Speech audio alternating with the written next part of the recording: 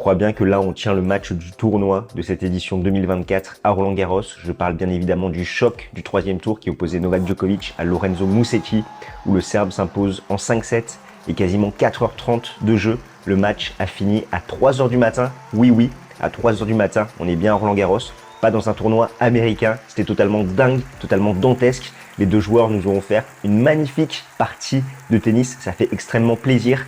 Comme en 2021, Novak Djokovic a joué la semaine avant Roland-Garros. C'était à Belgrade, là c'est à Genève. Comme en 2021, Novak Djokovic a renversé Lorenzo Musetti. Alors, est-ce que comme en 2021, Novak Djokovic va s'imposer à Roland-Garros? Le match déclic, c'est ce que nous allons voir. Jingle.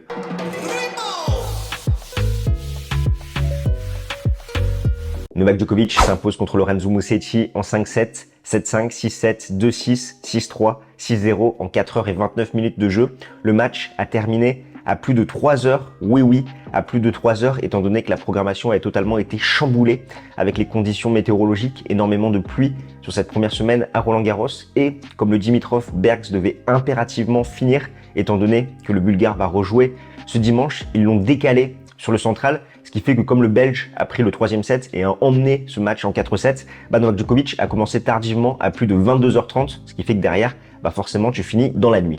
Qui dit pluie dit humidité, qui dit nuit dit soirée, donc des conditions très lentes avec une température très fraîche, 12 degrés a priori au ressenti, donc des conditions qui ne vont pas forcément à ce Neo Djokovic qui est revenu en 2018 avec un jeu beaucoup plus offensif, mais un déclin au niveau physique, même si ça a été camouflé par le fait que maintenant, ses armes offensives sont meilleures qu'avant. Je pense à son service, son coup droit. Mais dans des conditions extrêmement lentes, c'est compliqué pour Djokovic de faire le point rapidement, étant donné que la balle va revenir, d'autant plus dans un match contre Lorenzo Musetti, qui, en termes de match-up, arrive très bien à matcher contre Novak Djokovic, étant donné qu'il tient bien la diagonale revers, qu'il a de très bonnes qualités défensives, également athlétiques, ce qui fait qu'au niveau de sa qualité de déplacement, il arrive vraiment à remettre pas mal de balles. Pour Novak Djokovic, c'est compliqué dans ces conditions de raccourcir les échanges. Et on a vu ça a emmené dans un énorme combat physique en 5-7, en 4h30. C'était totalement fou. Et en plus, les deux hommes, ils se connaissent bien. Avant ce match, il y avait 4-1 pour Novak Djokovic, étant donné que Lorenzo Musetti s'était imposé en 2023 à Monte-Carlo. Et Djokovic, il avait déjà quelques souvenirs de cet Italien, étant donné qu'à Roland-Garros 2021, Lorenzo Musetti avait mené 2-7-1 avant de s'écrouler physiquement et de devoir abandonner dans le 5e set. Pour ceux qui étaient en soirée et qui n'ont pas pu voir ce chef-d'œuvre, je vais dérouler un petit peu le fil de la rencontre, les 5 sets, pour voir un petit peu ce qui s'est passé, les scénarios qu'il y a eu. Si on reprend le premier set, ça fait 7-5 Djokovic, c'est Musetti qui va breaker le premier à 1 partout et il va se faire débreaker assez rapidement, étant donné que dans la foulée, Novak Djokovic va revenir. Et Musetti va se faire breaker bêtement un petit peu à 6-5 où il va commettre un petit peu plus d'erreurs, lui qui avait très bien tenu dans cette première manche. On va avoir quand même un bon set des deux joueurs, étant donné que Djokovic termine avec 12 coups gagnants pour 10 fautes directes et Musetti, c'est 10 coups gagnants pour 11 fautes directes. Au niveau du filet, les deux joueurs, dès qu'ils ont pu, ils ont pris le filet d'assaut.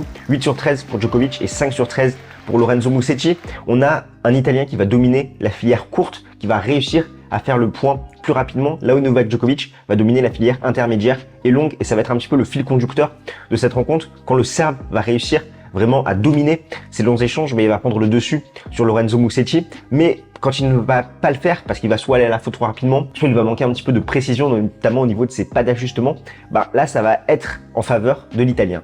Deuxième set, ça fait 7-6, c'est un petit peu l'inverse de ce premier set, étant donné que Djokovic va faire le break en premier à 2-1, puis il va se faire débreaker à 4-2. Au niveau du tie-break, c'est Musetti qui fait le meilleur départ, il va mener 3-0, puis Novak Djokovic va mener 6-5, il va servir pour mener 2-7 à rien, et il va perdre 3 points d'affilée. Ça joue pas à grand chose, 12 coups gagnants, 15 fautes directes pour Djokovic et 17 coups gagnants, 9 fautes directes pour Lorenzo Musetti. Voilà, on voit la petite marge d'erreur, un Djokovic qui a commis un petit peu plus de déchets, notamment dans le tie-break, là où Lorenzo Musetti a été plus impérial dans ce compartiment de jeu-là. Donc, ça a vraiment fait la différence pour Lorenzo Musetti, qui a su prendre des risques qui ont été payants. Et en plus de la filière courte, Musetti va dominer la filière longue. Et je te l'ai dit, c'est un peu le fil conducteur de cette partie où dès qu'il va mettre Novak Djokovic en difficulté dans cette filière longue avec de longs rallyes, forcément par rapport à un Djokovic qui va commencer petit à petit à décliner physiquement, là Musetti par rapport à sa qualité de déplacement et surtout sa vitesse de déplacement, il va prendre le dessus sur le Serbe. Troisième set, Musetti 6-2, Djokovic il se procure une balle de break à 1 partout et derrière il ne va pas le faire et il va laisser un petit peu filer ce set. On va le voir dans le dur physiquement.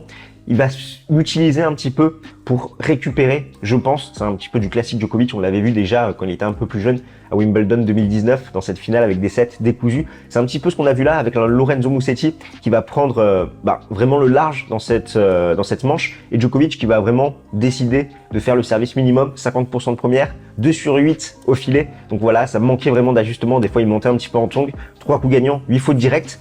Et ça a été payant quand on voit le résultat final parce que derrière, ça lui a permis de retrouver un second souffle, notamment dans l'agressivité et dans le contrôle offensif de ses frappes.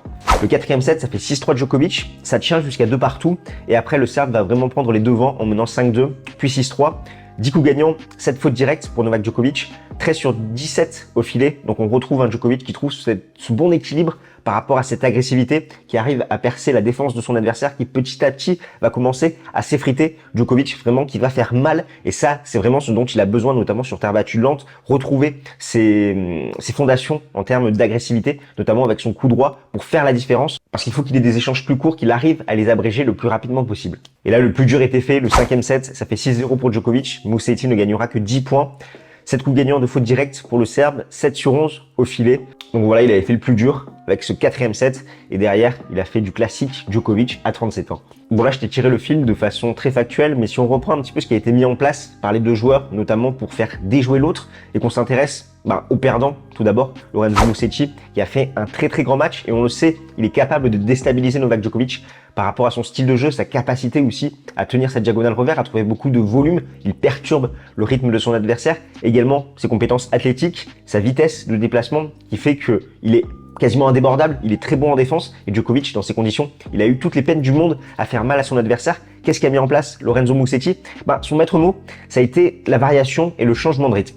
Il n'a jamais donné la même qualité de balle à Novak Djokovic, notamment en trouvant beaucoup de volume, de hauteur avec son revers, sur le revers de Novak Djokovic, où on le sait, des fois, il peut avoir du mal avec ses pas d'ajustement selon comment la balle arrive à trouver son timing et des fois il peut aller à la faute. Nadal, par exemple, en 2022, l'avait très bien exploité. Et là, c'est ce que Musetti a fait, varier les hauteurs, varier le poids dans la balle pour que Djokovic, côté revers, il n'ait jamais la même qualité de balle et il ne puisse pas s'habituer. Ce qui fait qu'à chaque fois, il devait s'ajuster. Et des fois, ces ajustements manquaient un petit peu de précision. Ça, c'était du fond du court, mais il a également fait des lobes, des amortis, montés au filet, 24 sur 50 à la fin de la partie. Et surtout, il avait ses compétences athlétiques nécessaires pour challenger Djokovic du fond du court et tenter justement de rallonger les échanges pour que Djokovic puisse craquer avec ce physique un petit peu déclinant par rapport à son âge qui est totalement logique, encore une fois je le répète, dans des conditions très humides, très lentes. Ce qui fait qu'on a Lorenzo Musetti qui est un perdant formidable mais qui manque le coche à chaque fois dans ses derniers sets, étant donné qu'en carrière c'est 2 victoires pour 7 défaites en 5 sets et ces 2 victoires c'était contre Goffin et Cecchinato. Avant de parler de Djokovic, si tu nous connais pas, nous c'est Games Talk et on aide les passionnés tennis comme toi à décrypter l'actualité de la petite balle jaune. Donc si tu ne veux rien manquer de cette seconde semaine à Roland-Garros, tu sais ce qu'il te reste à faire, tu prends ta raquette, tu fais ton meilleur Djokos match sur le bouton pour t'abonner et derrière tu actives la cloche pour être notifié dès que nous sortons une nouvelle vidéo. Et si ce contenu t'apporte de la valeur, tu fais un pouce bleu, comme ça il sera recommandé à d'autres utilisateurs comme toi passionnés de tennis. Novak Djokovic, lui, c'est complètement fou. Son bilan en 5-7, 40 victoires, 11 défaites, c'est sa 369e victoire en majeur, il égale ainsi Roger Federer. Et c'est le match le plus tardif à Roland-Garros, étant donné que le dernier c'était Nadal-Sinner qui avait fini à 1h26 du matin. Djokovic, on sait, il adore les records. Et là, il sort de ce Roland-Garros avec un énième record. C'est la 6e fois que ça lui arrive de faire un 5-7 au 3e tour d'un majeur. Et les 2 dernières fois, donc c'était à l'Open d'Australie 2021 contre Tyler Fritz et à l'US Open 2023 contre Laszlo Djere. Et tu sais ce qui est bien, c'est que derrière, à chaque fois, il s'est imposé pour décrocher le titre en major. Donc, est-ce que c'est un déclic pour lui? Est-ce que c'est un match qui va lui faire du bien? C'est ce qu'on va voir parce que c'est vrai que pour lui, ça a été compliqué face à un adversaire qui a joué le fuego total, mais il a vraiment su canaliser un petit peu les ardeurs de Lorenzo Musetti et surtout, il a su attendre et se retrouver un second souffle, notamment dans la 3e manche pour derrière mieux repartir d'un point de vue agressivité, offensivité, notamment côté coup droit pour faire la différence. Parce qu'encore une fois, ces conditions elles sont compliquées pour ce Neo Djokovic qui a progressé sur des compartiments offensifs, mais qui a décliné sur sa défense, sur ses compétences athlétiques, ce qui est totalement normal. Et là, ça a mis en avant un petit peu toutes ces difficultés face à un Lorenzo Musetti qui a tenté de rallonger les échanges, qui a varié les hauteurs, qui à chaque fois sur Djokovic ne lui envoyait pas la même balle, qui essayait aussi également de trouver des angles court croisés pour le faire courir, le faire couvrir un maximum de terrain. Djokovic, lui, il a su se remobiliser comme il fait d'habitude. Certes, il était mené 2-7 à 1, mais dans le 3e set, là où il perd 6-2, il va avoir une magnifique gestion de son énergie, où il va lâcher un petit peu, on l'a vu, il était dans le dur physiquement, et derrière pourtant, à la fin, c'est lui qui finit presque le mieux physiquement, ce qui fait que mentalement, ça a été très très costaud la performance quand même qu'il fait, et je le rappelle, à 37 ans, c'est tout simplement dantesque. Derrière, il s'est remobilisé, il a su retrouver ce bon contrôle d'agressivité pour faire la différence face à un Lorenzo Musetti qui a totalement décliné, lui où il était dans une phase plutôt ascendante de ce point de vue-là, donc ça c'est très très fort, et à 37 ans, encore une fois, battre Novak Djokovic au meilleur des 5 manches, c'est le défi ultime pour n'importe quel joueur. Et c'est un peu la comparaison qu'on peut avoir entre un joueur en état de grâce comme Lorenzo Musetti, où l'état de grâce, c'est temporaire. Tu peux l'avoir sur un set, sur 2 sets, mais pour l'avoir sur 3 sets, c'est compliqué face à l'excellence de Novak Djokovic, où là, c'est vraiment une véritable constante sur 1, 2, 3, 4, 5 sets. Djokovic, il sera toujours là, et pour le battre, il faut achever la bête, et ça, il y en a très peu qui en sont capables. D'ailleurs, il est toujours aussi impressionnant, le Joker, à 3h du mat, il parlait quasiment mieux français que moi, dans ces conditions où il devait être énormément fatigué, c'était totalement fou, où il arrivait vraiment à rigoler avec le public. Donc là, on arrive en deuxième semaine pour Novak Djokovic, et il y a 2 lectures par rapport à cette victoire. La première, c'est de se dire, ok, Djokovic, il fait un premier trimestre compliqué. Là, peut-être ça a été un électrochoc pour retrouver la motivation, retrouver le fuego, de se dire, je peux aller chercher ce grand chelem, là, un 25e quand même. C'est le moment où jamais, surprendre tout le monde, personne m'attend, je suis pas le favori, mais je suis encore là parce que pour me sortir, il faudra être très costaud. Et le second, c'est de se dire, ok, Djokovic, il a quand même 37 ans et ce match de 4h30, il peut lui être fatal dans un enchaînement quand même chez Rondolo, Ruud, Zverev, Rune ou après du Alcaraz, Sinner, Tsitsipas. Et là, ça peut être compliqué à voir comment il va récupérer. Et c'est vrai qu'il peut en payer le prix cher dans cette seconde semaine qui s'annonce pas évidente pour le Serbe, même si encore une fois, si on compare un petit peu à 2021, il avait fait un tournoi de préparation avant Roland Garros 2021, il s'était imposé dans son tournoi de préparation. Là, cette année, il a fait un tournoi de préparation à Genève.